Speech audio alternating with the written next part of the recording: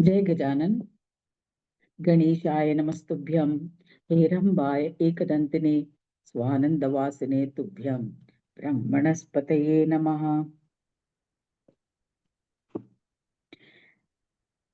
So we continue with the story of Bali.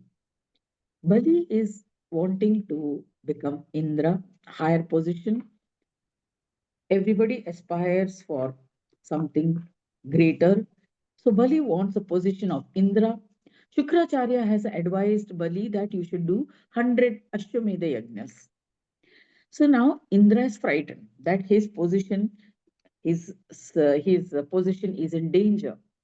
So he approaches Brahma and asks for a solution. So then Brahma, they all go to Vishnu. Vishnu says, "Okay, I will assume an incarnation of Vamana avatar. That is Vamana, it's a small boy, a brahmachari boy. I shall go and entice him." So Vamana, he prays to Ganesha, seeks the blessings from Ganesha, from Vakratunda, and he says that give me the powers to be able to subjugate the enemy of Devas. So because the rishis and all had approached, Indra had approached the Devas that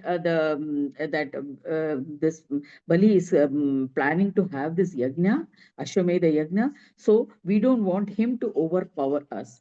So then Dundi blesses them and blesses them, saying, "Don't worry, I shall be with you, and I shall give you the intelligence to be able to subdue the enemy of the Devas." So Vamana, this that he is the fifth incarnation of Vishnu, Vamana avatar. He is born to Kashyapa. Kashyapa and uh, had prayed that Vishnu be born as a son. So to Kashyapa, Vishnu is born as this Vamana avatar. Now, Vamana, with the intention of subduing Bali, he goes to Bali's place. Bali is doing the yajna, beginning the Ashwamedha yajna. He has built the canopy and the mandap and everything, and they are ready. This place is in Bharuch in Gujarat. The yajna is taking place in those days. It was called Bhrugu Kach. So Bhrugu Kach, or the present day Bharuch, on the banks of the river Narmada, he is performing. All the rishis, munis, brahmanas are all ready there, and they have assembled to perform this yajna. Suddenly, this Vamana comes there. Seeing that Vamana, they were all surprised. How come he has come just now? So he and Bali was wondering, oh, now Brahmana has come as a brahmachari coming for alms. So Bhavat Viksha Dehi, then what to do? What are we to give now?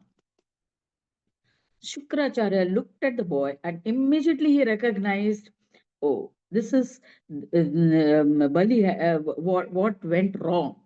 So he immediately recognized that Bali had not performed the puja of Ganesha before the beginning of the yajna, and that is why obstacles are coming one after the other. So and the Vigna has come in the form of Vishnu. So now the yajna started. Yajna is about to start or has started halfway through. This Brahmana has come. Now we can't do anything. So whatever may happen, let it happen. So he leaves it to fate, Shukracharya. So now Vamana asks for alms. He asks for Bhiksha. Listen, Bali had, so Vamana says, "O Lord of Daityas, what I want is three paces of land, three steps of land." Okay, this is all that he asks. So Bali said, okay, I shall, when any Brahmana, when he comes, he is supposed to, whatever he asks has to be given. And Bali is a Maharaja, he's a king of the Daityas. So naturally, he can't say no. So, with great respect, he agreed. Vamana, what he did, he assumed a big, gigantic form. And the first pace, the first step, he said, he put it on Swargaloka. So, Swarga he captured. Then, after that, he entered the Bhuloka, and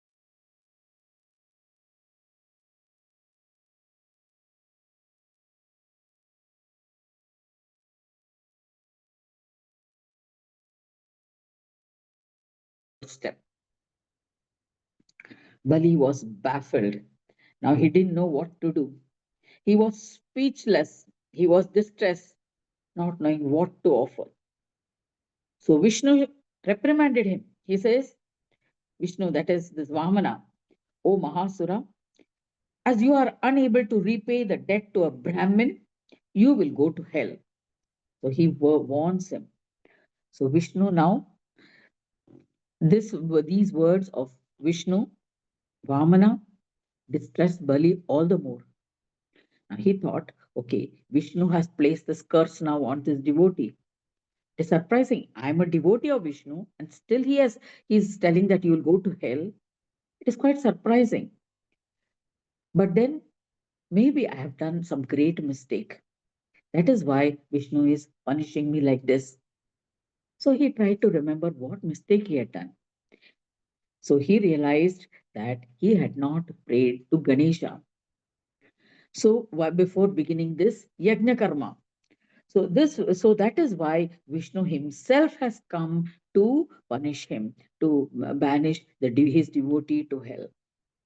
So what he did does Bali does was he remembers Ganesha, and he prays to Ganesha in his heart, and he says, "Oh Ganesha, please protect me now. I have done a mistake. I've done a great mistake."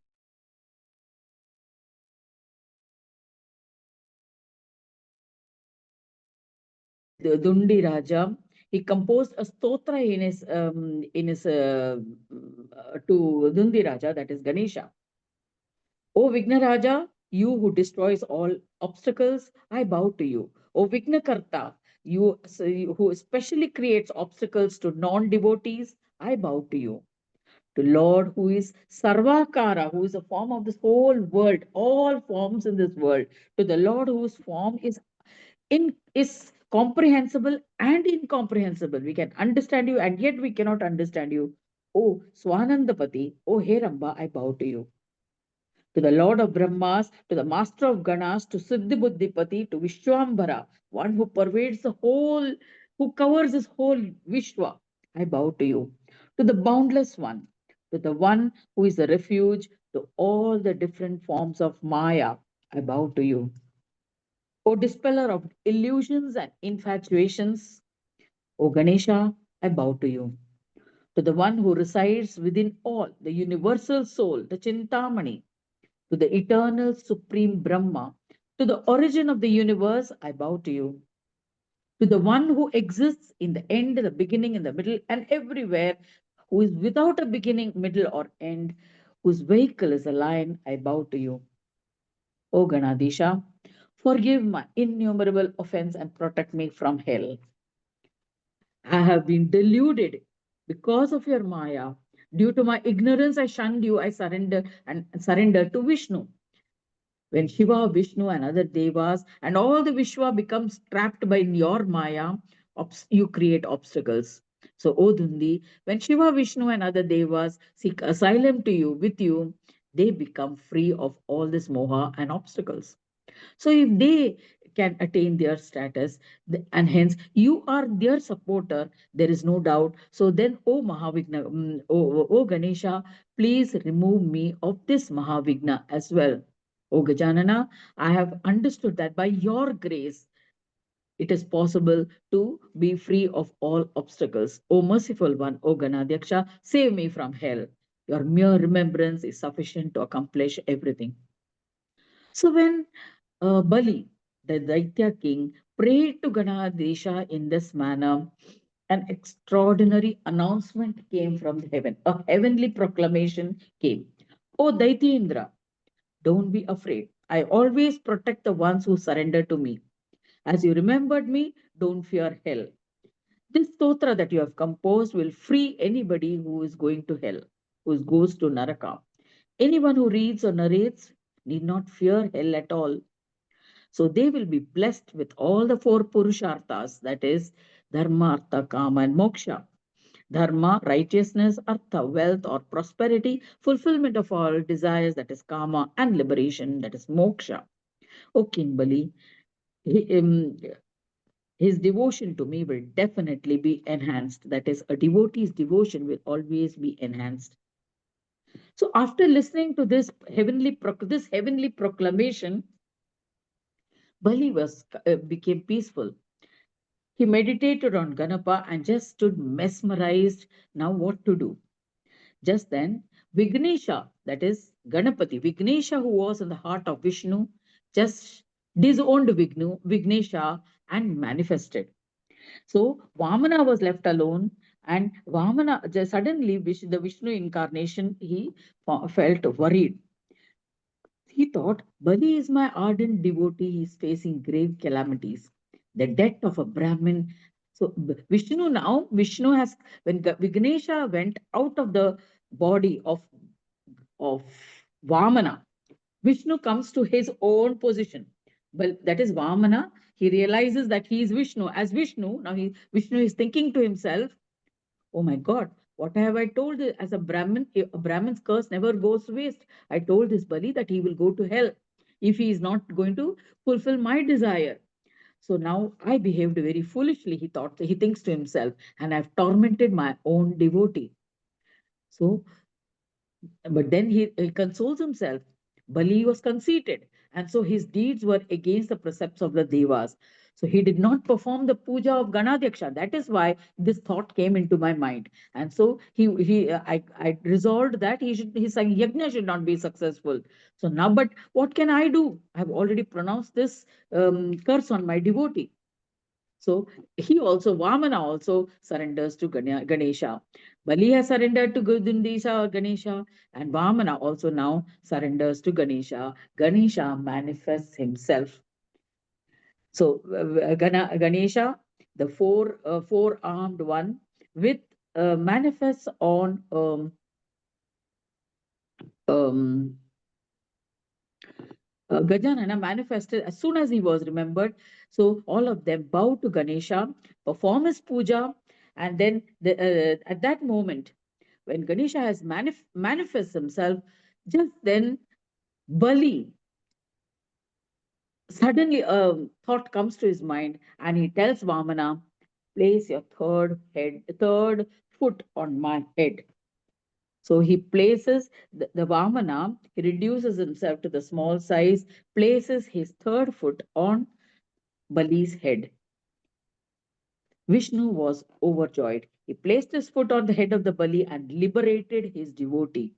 So Bali gets liberated.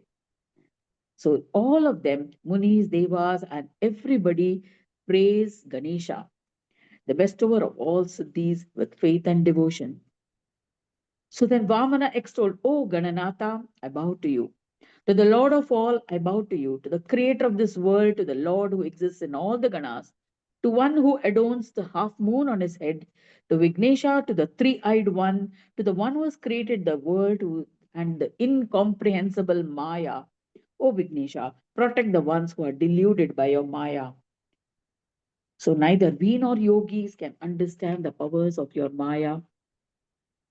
So we behaved, please forgive my transgressions. O Nata, we are your devotees. So, as an ardent devotee, Bali is my ardent devotee. So he became conceited and he considered me as a supreme, and so he began with my puja. But now he has realized. As a result, he forgot to begin the puja with you. O Gajanana, I, along with all the Munis and Devas, pray that you grant success to this Danava. So even now, Vamana, Vishnu, all the Munis, they all pray to Ganesha that may his yajna be successful. So you are well known as Vinayaka. You are the absolute authority of all. So we are all followers of you, Vinayaka. When we transgress the Vedas, you deprive us of our status and punish us. O Lord, let my devotee get the rewards of his yajna. So when Vamana, that is Vishnu avatar, incarnation of Vishnu himself, prays on behalf of his devotee Bali, Vakratunda, he had no other choice. What can be done now? Ganadisha lifted him up and said, what can be done now? I have already granted the boon. Means Ganesha had already granted the boon to Vamana that I will subdue your enemy. On behalf of the Deva, he had already granted the boon. Now that also has to come true. So he says, okay, but now the Daityas, all of them will go to hell. There is no other choice. They will have to go to hell. But since you have asked, the Daitya had surrendered. Now the Daitya also has surrendered to me in his mind, speech, and spirit. You too have prayed me that his wishes should be granted, that his yajna should become successful. And so, okay, Shiva, this is a grave. Understand the gravity of his offenses. So now I'll have to find a via media, right? Some resolution. This has to be balanced out. Initially, he had said that he will subdue the Daityas. And now the Daitya himself has surrendered. The Vamana avatar as Vishnu, he also asked that Yajna should be successful. So now what should I do?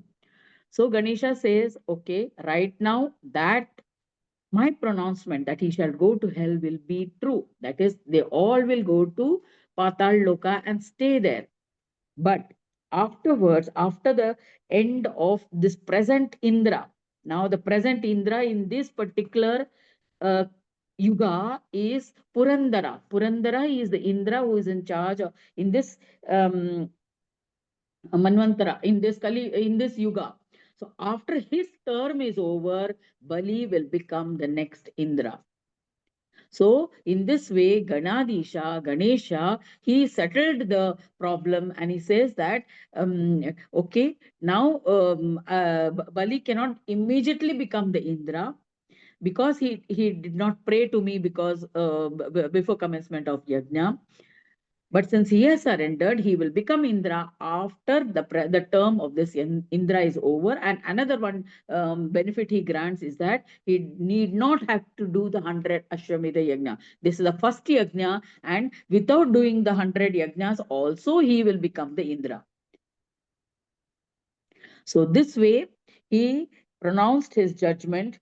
So in this manner, Bali was venerated by Ganesha and then concluded his yajna with faith and devotion. So, in this way, the first yajna itself was the last yajna. He did not do 100 yajnas, but he got the elevation to the position of Indra. But for the moment, he is in Patal Loka. After pronouncing this judgment, or we can say this benediction, Ganesha disappeared. So, the Devas too returned to their respective lokas. O Prajapati, Daksha, who is telling? Mudgalacharya is narrating the story to Prajapati. This is the legend and glory of Vamana. Anyone who listens to it with devotion will be blessed with fulfillment of his wishes. Anyone who narrates and listens to it attentively will be blessed with with fulfillment of all his wishes. So here in this Mudgal Puran, we get the first version, means the original version, what had happened. That is, then later on in the Vishnu Purana, if you go to see the third step, Bali is the Vamana puts the third step on Bali and is crushed and he goes to Patal Loka. It ends there. The further part is not given, nor that means it is only a certain portion is given. So this Mudgal Puran being from a yuga earlier to the Vishnu Purana, it has more finer details. So in this way, we end this chapter, which is 47th chapter of the first Khanda of the Purana Upanishad. The 48th, 49th, and the 49, 50, 51, we have already seen 50th chapter, 48, 49, 50, 51 chapters of, I had taken it up initially when we were discussing Kshipta, Vikshipta, Moodha. That is the how the Ruchika, the how the Rishi Ruchika, who was fascinated by that deer, and then he wanted to marry, and he went to the king and asked for the his daughter's hand. That is, um, means how they try to, means you want to, you get fascinated, disillusioned, how your mind gets Gadi's why, then how that the Gadi's wife and the Gadi's daughter who gets married to Ruchika, both of them approach Ruchika, and then he gives two bowls of sweet rice, sweet dish, and both they exchange each other's dish, and how Vishwamitra is born to the Rishi's wife, and how the other Rishi, then Vishwamitra is born to one, and the queen gives birth to a Brahmana, that is. And how Vishwamitra wants he wants to become a Brahma Rishi, and then he does penance and does Gayatri Mantra Japa for, and then there is a duel between Vasishta. Vasishta is not accepting Vishwamitra as Brahma Rishi, Vishwamitra is a Raja Rishi, so there is a duel. I mean, there is a lot of conflict between them. Vishwamitra is projecting as a Kshatriya, means he's having qualities of a Kshatriya, being the queen, who was born to that queen. So he fights and he wants to get that Kamadhenu, the cow from Vasishta Rishi, and the lots of battles ensues between them. And then finally he prays, and he does a lot of penance, years and years of penance. So these stories we saw from uh, how the mind can get disillusioned by power, and to attain a certain position, a person does anything, including the rishis. So that was, we had already seen these when we were covering the tendencies of the mind, Shipta, Vikshapta, Moda, then Ekagra Buddhi, that is concentration of the mind, single pointed focus of the mind. That is when Vishwamitra focused on the Gayatri Mantra and did japa for thousands of years, 10,000 years, 10,000 heavenly years. So 4 crore, imagine how many years he did japa. And then we also saw, I think we did see about Divodasa's story. We did see that Divodasa's story also, how Brahma wanted, when Shiva was did not rule his kingdom properly. Then Brahma said that so many people are dying. Your subjects are not getting food to eat. There was famine in Kashi, and so Brahma approached Divodasa, a Raja Rishi, and asked him to become the king of Kashi. And so Shiva and Parvati was asked to go to Mandara mountain, where Dadichi is doing penance, and Dadichi finally gives up his life and attains liberation. So Divodasa is ruling this Kashi, and how he substitutes all the devas, all gods disappear, and still he assumes the forms of all these gods because of his power of penance. So in this way, we have seen quite a few chapters on how we can, how how the power attracts, and for the sake of power, different people behave in different ways, including the gods. So that was about Kashi, and finally how Kashi was restored to Shiva. I think we saw all that as well. So then from tomorrow we shall proceed after that chapter, after when Kashi was restored to Shiva. How that story, if you want, we can revise that story, how Kashi was restored to Shiva, how Ganesha assumes the form of an astrologer and comes, and how Vishnu, one corrupts the minds of the people and one restores the mind of the people. And finally, because of the penance of Kashi as well as Shiva, the Kashi is restored to Vishwanath, Kashi Vishwanath. So that was up to chapter 51. So we shall see from chapter 52 tomorrow. Jai Gajana.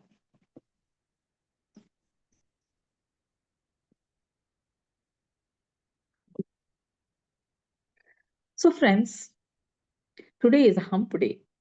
Hump day is considered a day for relaxation amongst the West. Hump is like on the camel, there is a hump on the back. So that causes a sort of a break, making the middle of the week. So it is a relaxation time. So we were discussing something on Gotras and everything, right? And we left off and we said we shall discuss it at some other time. Gotras, the lineage, and how this caste system has come about. Now, this caste system has gained so much of importance today in our country,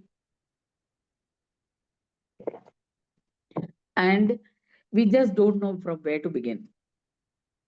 Everybody tells one thing, and we don't know really where to begin. Why it has become such a big problem? Because it has become so diluted. The caste system has become so diluted. So, where did this caste system begin in the first place? Now we are doubting that also, no? So whether it was man-made or God created them, or how this caste system was created, on what basis this caste system was created, and now even one surname is a caste. So how do we handle this whole problem? That is the condition today. So if we go briefly into Brahma when he created various Prajapatis. So many Prajapatis were created. Some of them I can read out the names. Kashyapa, Swayambhumanu, Dharma, Adharma, Praheti, Heti, Vasishta, Bhrigu, Marichi, Arishtameni, Vishwaswin, Daksha, Prachetas, Thanu, Samsrya, Sesha, Vikrita, Kardama, Kratu, Pulaha, Pulastya, Atri, Angiras. There were many of them. But among them, all of them, the one who was good enough, means who had all the qualities of becoming occupying the position of a Prajapati, was Prajapati. That is Daksha Prajapati. So he was made the king of all the Prajapatis. The Prajapatis are who are rulers of of his creation. Brahma created so many species or so many lineages, so many, including Saptarishis. So he created these Saptarishis like Angiras, Pulastya, Pulaha, Krutu, Kardama, all of these rishis, and he assigned, mm, um, and these rishis were also had wives. There were lineages from each of these rishis. So if we go to the Saptarishis, the most famous ones, it starts from the pole star, Dhruva pole star, the sun, in the north, Krutu, Pulaha, Pulastya, Atri, Angiras, Vasishta, Marichi. So now these had, even if you have corresponding names in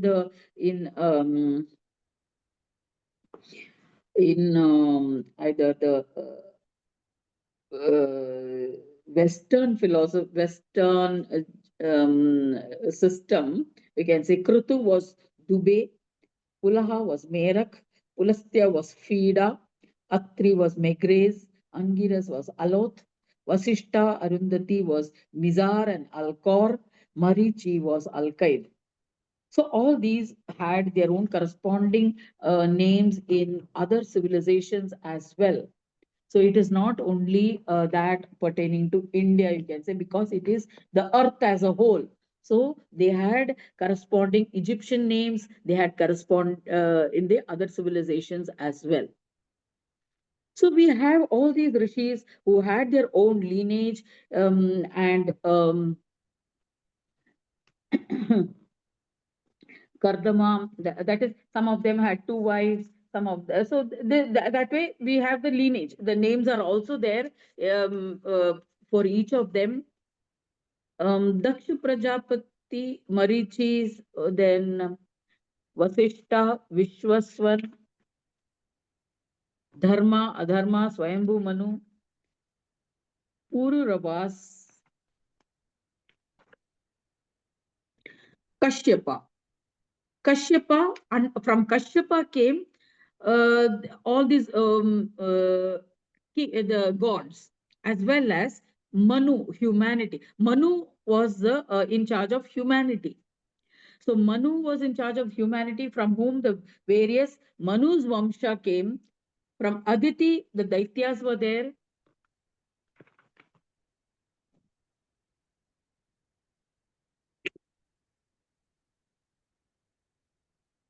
So for each of these, from each of these rishis, these lineages are there for the different lokas as well. Okay, for each lokas, we saw 14 lokas. So each of the lokas, Bhuloka, Bhuvarloka, Swarloka, Maharloka, all this, and even the lower lokas, Patal Loka. So from each of them, there have been dynasties there, lineages from each of this. Even this Kashyapa, from Kashyapa, even animals were born.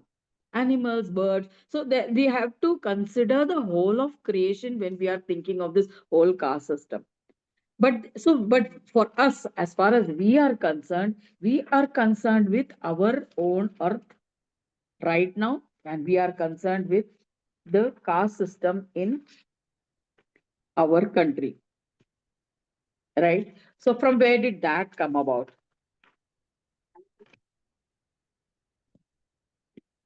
So if we go to see that, that came from Kardama Rishi. Kardama Maharshi, Akuti Devahuti, Kapila, the next in line, Kapila, and Gritsapati. From Gritsapati came the four caste system of Brahmana, Kshatriya, Vaishya, Shudra. We are not touching all other parts of creation, because right now we are focusing on India and the caste system prevailing in our country. There is a big lineage and vast amount of data of all other lokas as well. So here, Brahmana, from Brahmana caste, Dhanvantri, Ketuman, Avirata, Divodasa. Then from Divodasa came Pratardhana. Then from Pratardhana, Bhargava and Vatsa. From Vatsa came Anarka and Vatsabhumi. So like this, there were division of the Brahmana caste. From Dehavuti came Kala, Anusuya. From Kala came Marichi, Kashyapa, Anusuya, Atri.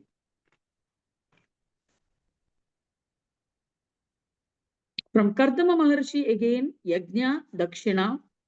So we have all these so many other castes amongst from Kardama lineage. Okay, even under Kardama lineage, we have Bhargava, Vatsa, Kashyapa, Kshemaka, Anarka, Varshaketu, Vibhu. So, Satyak, so all these are also there under this lineage only. And from there, lakhs of sons have been born, 10,000. See, they say Dasha Jyoti, 10,000 sons were born. Satajyoti, 1 lakh sons were born. Sahasra Jyoti, 10 lakh sons were born. So, like this, Prapancha happened. The creation happened and spread all over. Amongst this, Kshatriyas, we know at a point of time, when Vishwamitra came, he killed 21 generations. Vishwamitra, although he was from the energy was of a Brahmin, but born to a Kshatriya woman. So he later on, because he killed um, sorry, then then Parashurama, Parashurama, the other one who had who was born to uh, Ruchika's wife. He then Jamadagni and the Renuka. Those were in that lineage. He was born. Because he was born as a grandson of that Ruchika's wife. So he was born as a grandson. So then that was Jamadagni and Renuka, and then because of wars and things like that, Jamadagni was insulted. So Renuka Mata, she extracted a promise from Parshuram that he will take revenge. And Parshuram, for 21 generations of Kshatriyas, he promised to kill. So we saw that is another story altogether. Parshuram was an incarnation of Vishnu. He was a Shiva Bhakta, and he created destruction for 21 generations. So another in the lineage of Brahmanas were there, always there. They were doing the yajna karmas, and their lineages was passed on somewhat in a disciplined manner through gotras, marriages, and because they had knowledge of astrology, and so the gotras were maintained, and the lineage passed on for several generations in a proper manner. Kshatriyas, it was disrupted in this manner. 21 generations was disrupted, and at one point of time when the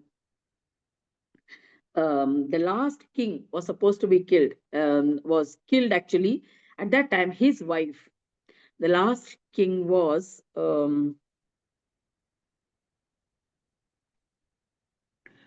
okay, the last king, when he was killed, at that time, his wife, she escaped from crossing the rivers and through the forests, and escaped by the sea route from the Arabian Sea and landed in Kerala. And she hid in a cave of the Eli mountain. She hid in a cave of the Eli mountain called Eli. Now, Eli means rat in Malayalam, Tamil. So Eli mountain, she hid in that mountain. Eli was actually a rat who is a Gandharva who got cursed, and he was converted. He was cursed into a rat, and as a rat also he created a lot of problems, and so he was cursed by one rishi to become a mountain.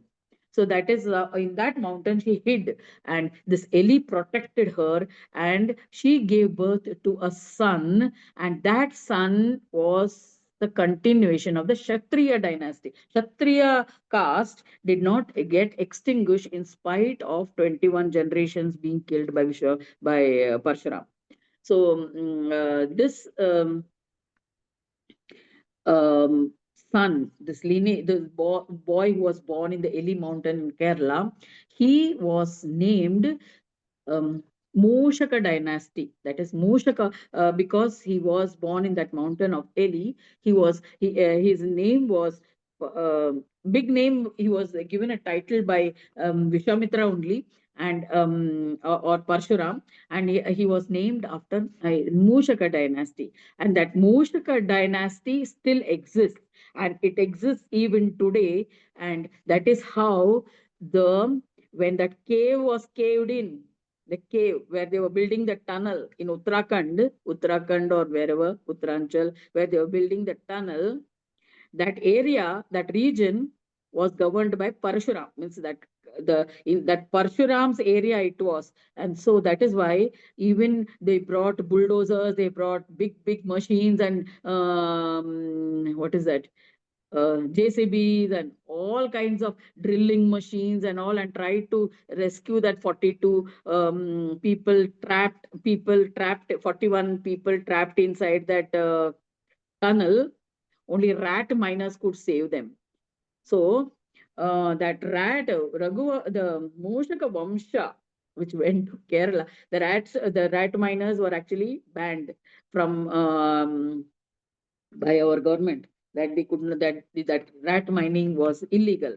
But then only the rat miners could rescue those miners who were trapped in that this, because they were belong to that Moshaka Vamsha, from the Kshatriya, just to to re-establish the Kshatriya dynasty. That is, Kshatriya should rule any king. The Kshatriyas are rulers. So, in order to establish the fact that it is not that Kshatriya Kula has extinguished, it's still the original Kshatriya, that is, the before Parshuram tried to destroy the entire lineage, it still exists. So, anyway, that's a different story. Then Vaishya, then the Vaishya dynasty, the Vaishya Parampara, the caste system. So we saw the from Kardama Rishi, the Vaishya system. I was reading another book of um, Dattatreya. Dattatreya Vamsha. Dattatreya was Dattatreya, who's actually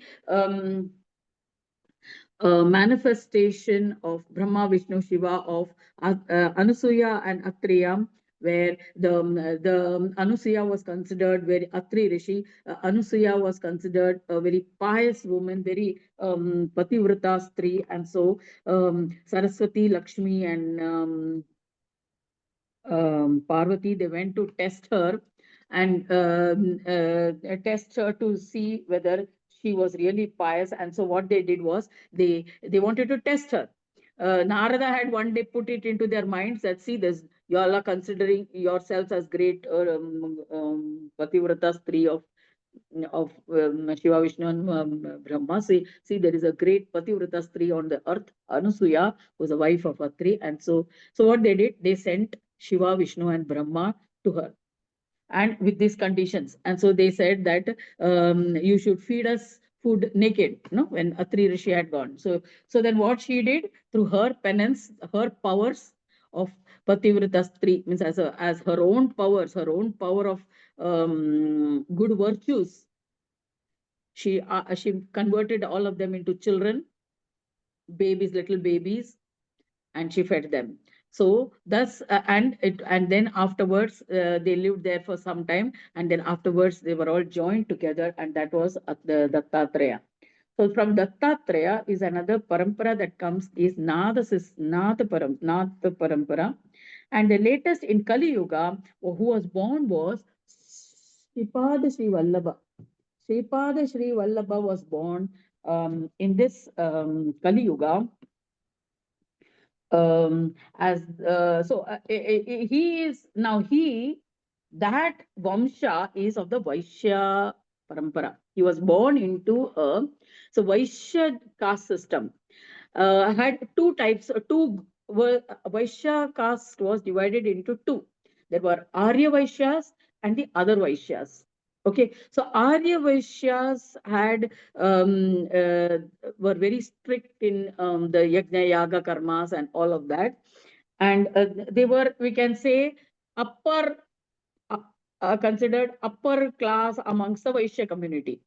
So in that Vaishya community, it so happened that in that community only this Sripada Sri Vallabha was born. So at that time, Sripada Sri Vallabha, who is an incarnation of Dattatreya, he reveals that in that Vaishya community, at one point of time, 102 Gotras, 102 Gotras of the Vaishya dynasty,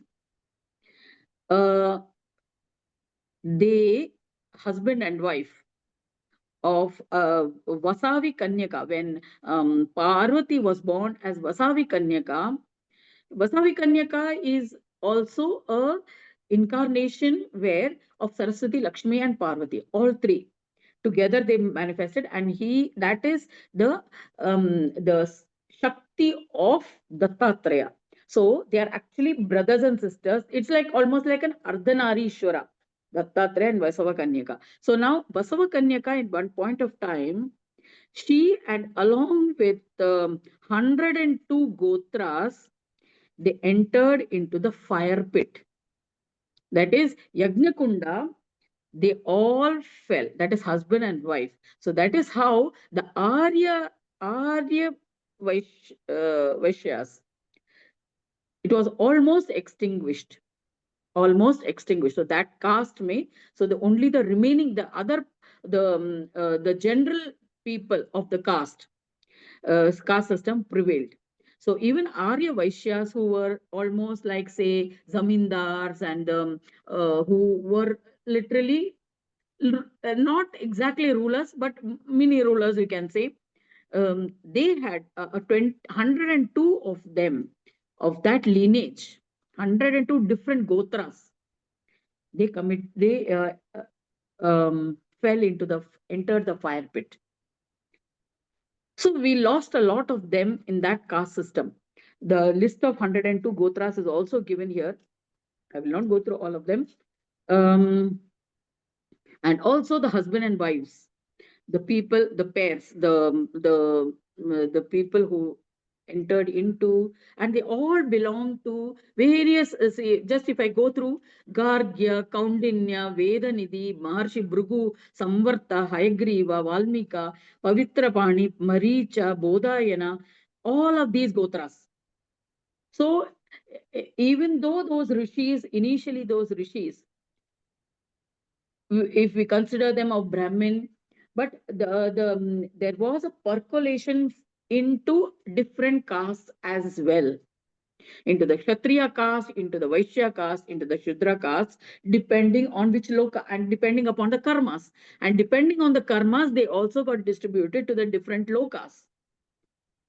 And so even in the Vaishya community, even though they were from the same Bhrugumuni, all these rishis, still, Vaishya community may 102 Gotras immolated themselves by falling into the Agni Kunda. So they were almost extinguished, you can say. So that is how the present day castes, the present day what we find are all the subjects, the people, ordinary people, according to the karmas, according to their profession, their occupation. So we have, and accordingly, we have the surnames. The surnames are defined according to the function or occupation they do. So we have this whole elaborate system.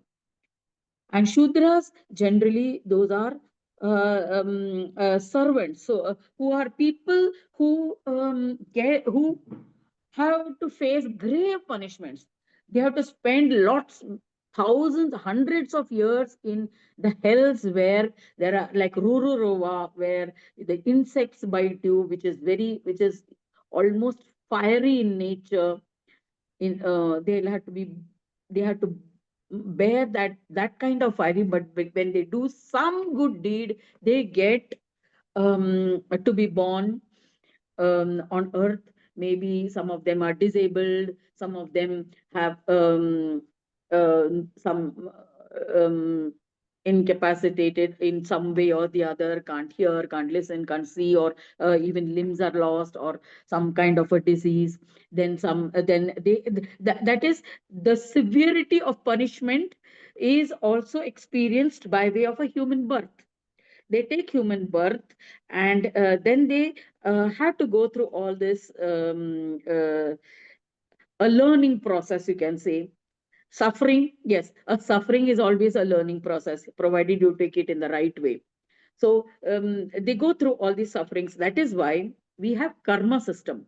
Karma is nitya karma, naimitya karma, vishishta karma, and this special karmas. The nitya karma, daily duties which we have to do, irrespective of who we are.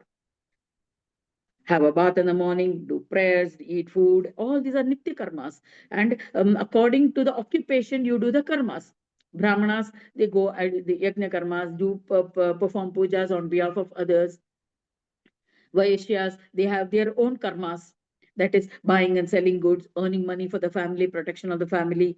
Kshatriyas defending, they are the warrior class. They protect because they are physically strong. They have the that. So all these castes have been accordingly. Your physical system, mental system, your emotional system are all equipped in the way in which according to the function you perform. So that is how the caste system was originally designed.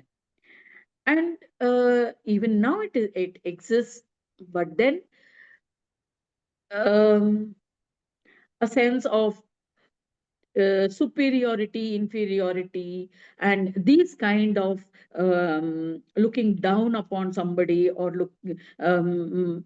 So these kind of outlook came about due to rulers from other countries, because of when our country was invaded by the Mughals, by the British, by other Europeans and other this. So we got influenced by their cultures and they treated us accordingly, and we are so influenced by them that our and yeah, and due to many other factors, this we became literally subservient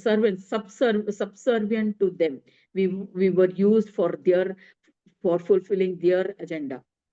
So that is how there was a change in even the Brahmins started feeling as though they are servants of the British.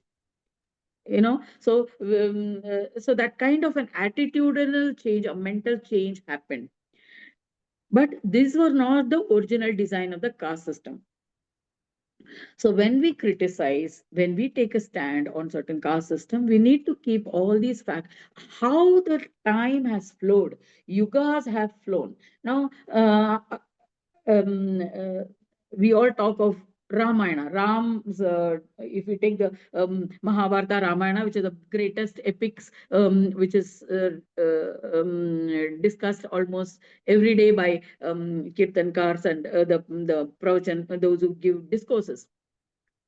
Ramarajya. We think it is 10,000 years, 8,000 years, or 10,000 years, or whatever. But it is actually 48,000 years old. That is Ramayana. The Ramachandra was Sri Ramachandra, who got married to Sita of Janaka's daughter, took place in the 24th Treta Yuga. 24th Treta Yuga, which is 40, since then, now the present Kali Yuga, it is 48,000 years. We are in the 28th Kali Yuga. So every Chatur Yuga is 12,000 years. So 4 Yugas have passed since then. So we still think it is 10,000. Different calculations and things are done. So we need to be able to uh, uh, uh, look at it from the larger time frame. And for that, we need to read a lot. There has been research, sufficient amount of research and data is available in various literature and in our own country, and we need to have a broader outlook in reading. We can't to some of them have been translated into English, but many of them are still in Sanskrit. Some of them have been in different languages, in Tamil, in Hindi. These are available, and in fact we have a complete record of the yugas, Chatur Yuga calendar of Vaivaswata Manvantara. The Vaivaswata Manvantara, published by Kuppuswamy Shastri Research Institute, KSRI, from Chennai, Mylapore. So they have given almost to the extent of the 28th Vaivaswata Manvantara is this present the 28th Chatur Yuga. So all details of from the 28th Kali Yuga, that is 336,000 years onwards, details are there of who was the Manu, who was the Avatara in that Manu, when Dattatreya was born, where he was born, and which Upanishad it is given, in which Purana it is given. which Purana, Vayu Purana, Matsya Purana, or everything. It has, and by reference, by research from various Puranas, Itihasas, and Kalpa. See, Kalpa, in every Kalpa, there is a reporting system, and that reports are also studied. Different rishis have reported on each of the Kalpas. And we have the details also of each of the rulers of all these kingdoms, even the Pandya rulers, who ruled for how many years is also given. Pandya dynasty during the Vaivasvata Manvantara. And some of them are incarnations. Some of these Pandya Rajas are not, they are part incarnations of Shiva, Vishnu, and all. That is why they could live for 5,000 years, 8,000 years. Some of them have lived. See now, Kirti Bhushana Pandyan, alias Kulashekara Pandyan, he lived from 29,100 BC to 20,000. That is 9,100 years. So these were part incarnations also. So we have to, some of them were incarnations of Indra, some were incarnations of Shiva. So we need to study our own history and Puranas much in depth in order to understand really our own culture, our own historical heritage. We have forgotten most of it, and we are fighting on petty issues now. And we want to fight elections based on this kind of a caste system. Caste system without Aadhaar card, without election card, without address proof, without birth proof, whatever. And in Bihar, we are finding what all kind of complications this just merely arriving at the electors voters list is creating. So if we really delve deep into the caste system, we can come up with a rich digging up, really excavation of our own knowledge system, our own heritage, the lineage, and what all we have. And this present day consciousness of this nation carries in it the carries with it the energy of all these generations that have lived here. This Punya Bhumi, this earth, this land of Bharat Varsha, it is not an ordinary land. Every jiva born carried with it the consciousness, and with it the lineage or the gotras to which they belonged. Some perished, some still exist. So we need to get in connected to that glory and then project ourselves before we even think of becoming Vishwaguru. Get back to basics, get back to the root of things, collect that knowledge, and then we can one day prove we were Vishwagurus. Forget it for the time being. Let us get to the grassroots. So with this discourse, with this discussion on it covered a vast gamut of things in this canvas, touching upon various issues on our caste system, the lineage, the gotras, the rishis, the paramparas, and all our lineage, right to the position where we are today. And remember, it carries your DNA right up to the cellular part of you, whom you define as you. So let us discover ourselves once again. Till then, see you tomorrow.